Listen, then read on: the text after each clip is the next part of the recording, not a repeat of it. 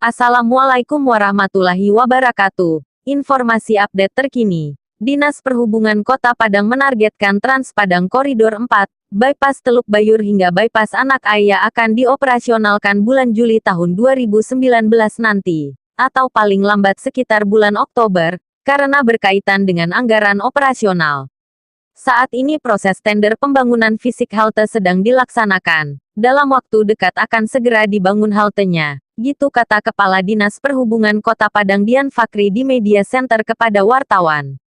Kepala Dinas Perhubungan Dian Fakri yang didampingi Kabid Program Ekstral mengatakan, jumlah halte yang akan dibangun adalah sebanyak 80 titik, yakni 40 titik di kiri dan 40 titik di kanan. Pembangunan menggunakan dana APBD Kota Padang senilai 400 juta rupiah.